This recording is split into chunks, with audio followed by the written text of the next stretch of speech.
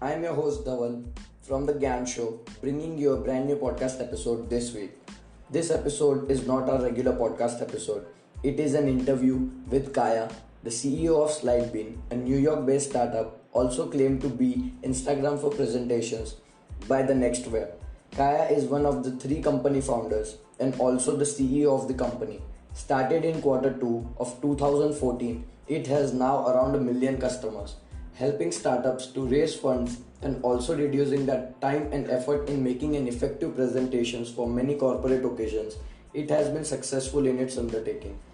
I had the opportunity to talk to him and to know a little bit about SlideBean and his role in setting up the business and growing the company with his vision, dedication, and wisdom. And now you too have the opportunity to listen to our conversation. So, without wasting much time, let's get right into it.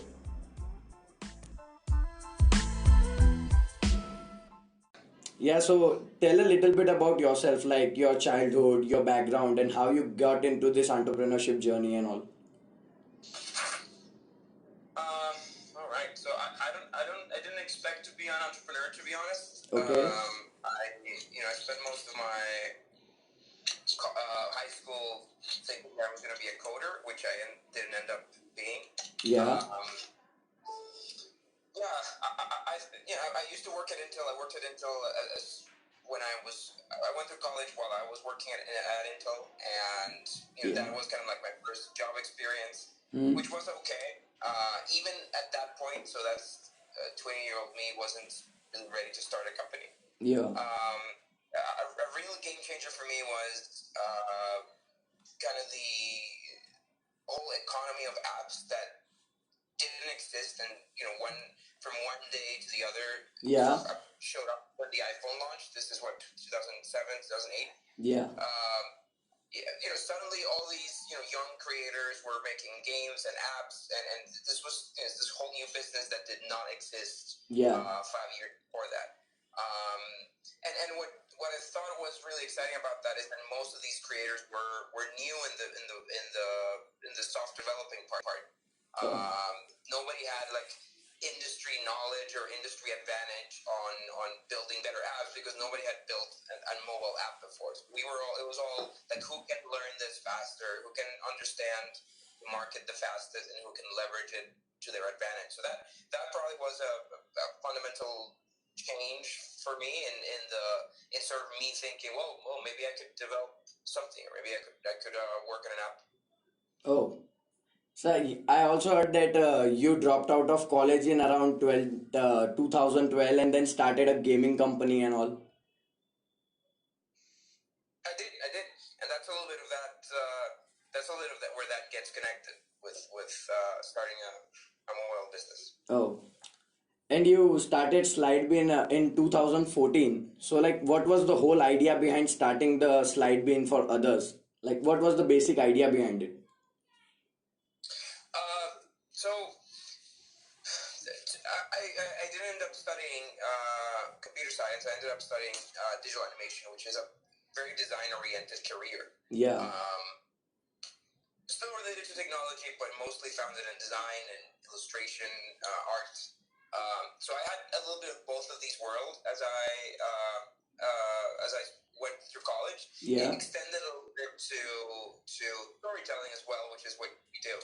And then, even though presentations aren't as sexy as short films, in the end, a presentation should tell a story, and that's where that sort of landed. Like with digital animation, as exciting as it might be, as cool as the outcome might be, I felt that choosing that career path I would become sort of like a small cog in a very large machine of video and movie production. And even though I had dreamed of being that for a while, it was much more exciting after the experience with my first starter of the mobile game. It was suddenly much more exciting to have a controlling say. Not be the boss, not be the CEO. That's not the way. It's having a significant impact, or knowing that your concept, your drawing, your user experience design, your website was seen by thousands of people and became a fundamental part of their day or their production. That was really exciting to me compared to compared to, again, working on a 2-second scene of a really cool movie. So that's when the shift happened. I had seen how much people struggled with presentations. This was Prezi was kind of like booming at the time, but Prezi wasn't great. But it was also an example of, hey, people are hating PowerPoint. They're switching to Prezi, even though Prezi isn't really a great alternative. It's better, probably, but not a great alternative. It's not making their lives easier. It's actually making their lives harder. So, is there an opportunity here to build a better platform? So how exactly does SlideBean help other startups?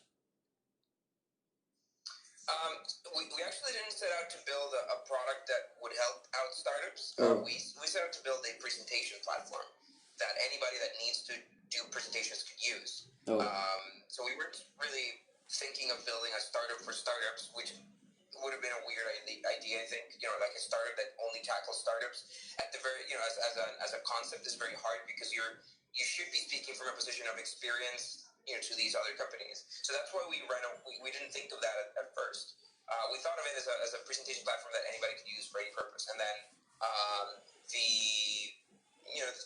when we started kind of doing some broad marketing, trying to get users to sign up into this presentation product, it turned out that most of the customers that would sign up were from the startup world. That extended to the content that we started generating, the keywords that ended up working better. So if you advertise on Google presentation software, you're competing against 10 different companies, and it's really hard to stand out, and your clicks are going to be expensive. But at that time, if you were advertising for pitch deck, for example, there was no company competing against us for that. So that suddenly sort of showed us that, hey, there's an empty opportunity here. The guys that are coming from this are sort of finding the product useful and using it, and is there a chance for us to double down on this audience, which is what we ended up doing. So how many customers are you serving? How many clients are you serving right now? Right now we have around 7,000 customers in the platform with an active paid subscription. We have around over 1 million signups that have tested the product or used it at some point. So that's a great number, actually. It wasn't as ceremonial for us because we started focusing. We switched and we built this as a premium product. As we soon realized that we had to charge for the product, that we couldn't really get away with a free product or a premium product. We saw a lot of our competitors go out of business trying to go with that model, and so we doubled down on putting a paywall on the product and charging for it up front, which has worked, has kept our company going. It certainly slows growth. It's certainly a barrier. I wish more people would use SlideBean, but the reality is that the economics don't work if the product is free. That's just the reality of it. That's the reality. We work for a company like Prezi, which has humongous presence and a humongous marketing arm, and they're such an established brand. But for any startup coming up, I think it's really hard to get away with a freemium model. So who are your major clients? Can you mention some of your major clients? We don't have any major clients per se, like cool, really cool, recognizable brands. No, we've worked on presentations for Nike and Starbucks and some cool brand names like that. But in reality, most of our customers are early stage startups. So it's the CEO that signs up to the platform. It's the CEO that uses the product regularly to pitch their investors. So now talking about your role as an entrepreneur in your business and as a leader, so how do you think that your values and beliefs affect the workplace environment in your business? Come again, sorry, I lost you a little bit there. How your values and belief system affect your organizational space? Like, how does your team work when you are at that leadership position? Like where you just give value and belief system, like you have certain belief system for it, right? So how do you think that affects your workplace environment, your team? I think consciously on my own philosophies as to how people should work. Yeah. I think that consciously, we've hired a lot of similar-minded people, and that has created kind of like an ecosystem it's good because we're all close. We all kind of agree on most things, and we can have fruitful discussions. Yeah. But sometimes we sort of become a little bit of a bubble as well, where a foreign opinion is really we're probably not prepared for a foreign opinion or for somebody with a drastically different political inclination or so that that it's a double-edged sword. You have to be mature about your being about this bubble and about knowing that you have surrounded yourself with people who think like you, but there's a whole other world out there that probably disagrees. Yeah. So how do you manage your disturbance, like when you are one of the three co-founders, right? So if something is like you both have some opposing views, so how do you handle that? How do you get on that conscience? We usually try to reach a middle ground, and I think we've always reached a middle ground. Anytime we've disagreed on something, which relates to the app or to the product or to users, the answer has always been, well, I don't believe that that's going to work, but prove me wrong. And that's in the end the conclusion.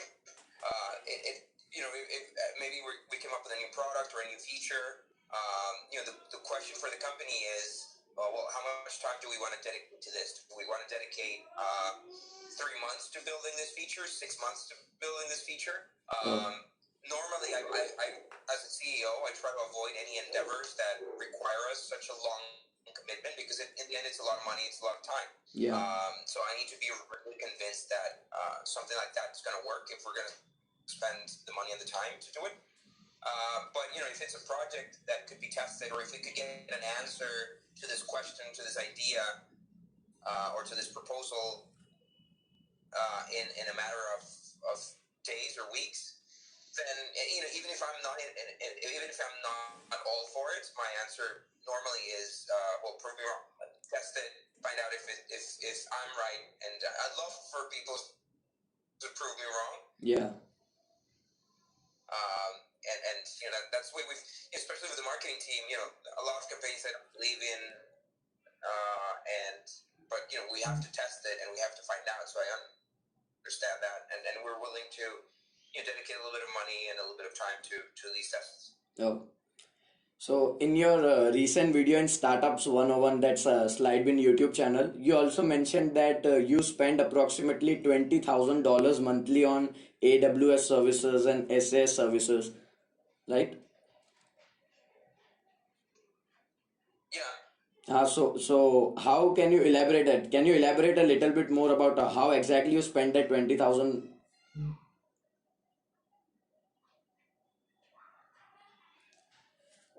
Sure. I think it. Sorry. Yeah. It's just a combination of everything. From your Gmail accounts to your 1Password accounts to Slack.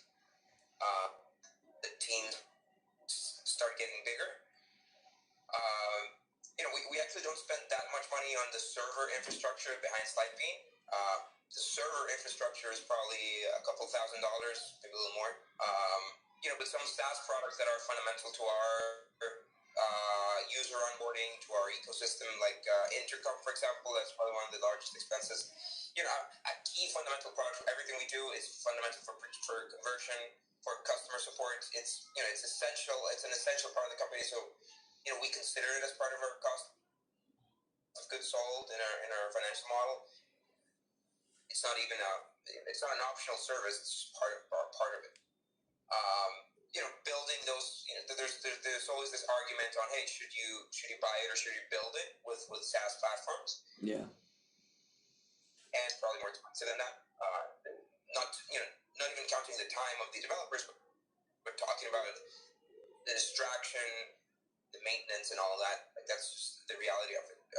But yeah, like it's crazy. It's so much money when you start thinking about it. But it has been steadily and slowly but steadily increasing as our customer base increases. Yeah. So it's just a percentage that we're prepared to shed away. Yeah, exactly. So how do you get your best ideas from? Like when you have some problem in your organization or business. So how do you come up with solutions? Come again, sorry? How do you get your best ideas from? Like when there is a problem in the business or problem with some team member or all. So how do you come up with solutions while that time? Hmm. How do I come up with solutions? I think that my job as a CEO is mostly coming up with solutions. Like Yeah. that's what I do for a living. Whether it's what are we gonna do about coronavirus, or Yeah. what do we do with these angry customers, or this employee that we just hired is really performing badly. What are we gonna do about it? How are we gonna redistribute tasks? This problem solving is really the most of my job. I think that in the early stages of the company, the job it's a different type of thing. It's much more around the product, around features, around interfaces, talking to customers, understanding if they like the product, and so on. Kind of like in the second stage of the company, my job was very much related to marketing. Yeah. So I was a one-man marketing team for a while, and then started hiring a team around me. But then, that was the immediate need of the company that nobody else could solve. So fine, let's work at marketing. Yeah. Now that I've hired some really smart people to across all departments, it's a matter of my job is much more focused on keeping people happy, motivated, and again solving problems and coming up with quick solutions. It's great that people still look up to me to figure how to work something out. But at the same time, so that's an exciting position to be in, kind of helping other people achieve what they have to do in their jobs. And the challenge there is that it leaves little time for me to just sit down and think like where's the company going now, or to do the proper research or the proper thing, just the proper thinking around where to take the company. Yeah. So like now, for now, coronavirus is the biggest, danger to most of the companies and most of the business. So how do you think that that is going to affect your business? Luckily, we're in a business that I believe is going to be not that. I mean, the impact to our business is we're probably going to feel it, but not as much. I think that even I think that people are going to move to working remotely a lot more. I think that this is the moment for remote work to become the standard in the world, like it is. Industries like travel and retail are going to suffer terribly. I do believe that we're looking at an economic recession in the next few months. Yeah. But I think that even with remote work, people need presentations. I think that a lot of very exciting businesses, including Airbnb, started after the financial crisis in 2009. Yeah. So I think that people's entrepreneurial spirit is not going to stop. And if our business is helping these customers and these people build their businesses, then that's a good position to be in. People are going to continue to start companies. Okay. Whether they'll need more or fewer presentations around that, we're yet to see. But I think that the impact is going to be small, luckily for our company. But for other startups, depending on what industries they're in, it could be a lot of impact. We made a video about this. It's going live next Tuesday, but Sequoia published a great article on how businesses should prepare for this. Yeah. Especially in the fundraising part, because investors might be less willing to invest. Might be kind of like holding off on investing for the next few months, and if the businesses aren't profitable, they're not cash flow positive, the chances of raising future funding might be less likely, which is a challenge that founders need to prepare for. Oh yeah. So if you could go back in time, so what would be the one advice you would give to 21-year-old Caya?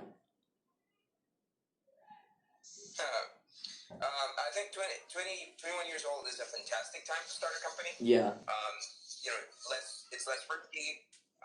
You don't have that many responsibilities. You can really get away with with living under poor conditions as an early stage founder. And I think that experience, I did that when I was 22, 23, and it was a great experience. Yeah. So that 21 is a great moment to start a company, but also you might not have the world experience you need to for a lot of the stuff that you have to do. Like even my job today, like starting a business, building a product is very cool, very easy. That's something that you can probably, if you have a good understanding of UX and market trends and what people enjoy doing, that's probably something that you can build at 21. Yeah. But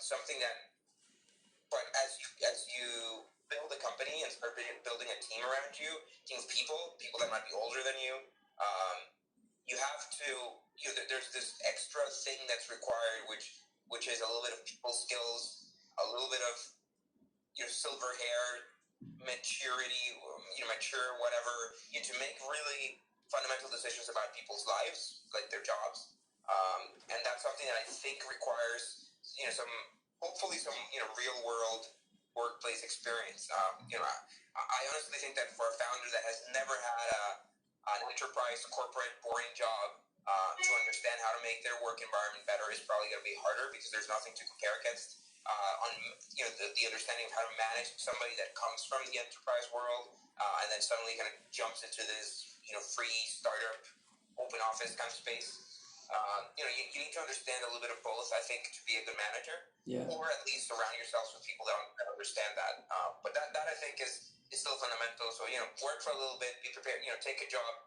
Don't start a company just right after college. I think some real world experience in the workplace is also great. What are your future plans with SlideBean, and what are your future plans for your personal goals? So for SlideBean, I think we're in a fantastic position where we've built a company that's profitable. We've built a brand that's recognized around the world, which is really exciting. I think that while we set out to build a presentation product that would eventually replace PowerPoint, like that was our mind 5 years ago. We've very much acknowledged that that's not the case. We now play with PowerPoint. We're compatible with PowerPoint experts and whatnot, and our focus has shifted towards the starter group and the small businesses, the entrepreneurs. I think that we have a good line of communication with them, and we actually have a connection with people who are starting a business. So the question for SlideBean is how can we leverage that connection in different ways, whether it's building different products to help them out, whether it's doubling down on our content for startups, whether it's, I think it definitely relates to building other products for the same audience that complement SlideBean. Suddenly SlideBean SlideBean as a presentation platform becomes a product of a greater thing, which is this brand that connects with startups. We're even considering rethinking the name SlideBean. Like, is SlideBean just the product of this larger company, or do we keep it as the name of the business? Like that sort of thing is what slowly, whenever I have some free time in my head, I start thinking about it. We'll see what happens. I hope you enjoyed talking with us, and yeah. Thanks a lot for having me. Appreciate the invitation. Best of luck with the podcast. Okay. Great. okay. Sounds So good. I'll just send you the link, and it was really nice talking to you.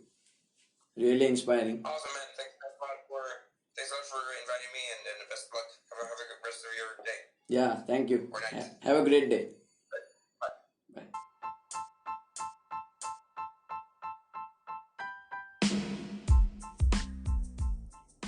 Thank you for listening to this podcast episode of The Gyan Show. I hope you enjoyed it. Also consider subscribing to The Gyan Show podcast on Apple Podcast, Google Podcast, Spotify and YouTube. If you find this episode valuable, then we did appreciate a rating on Apple Podcast, or simply just share it with your entrepreneur friends. It would help them out too. So with that being said, keep listening, keep hustling. Until next time, from TGS, The Gyan Show, we'll see you later.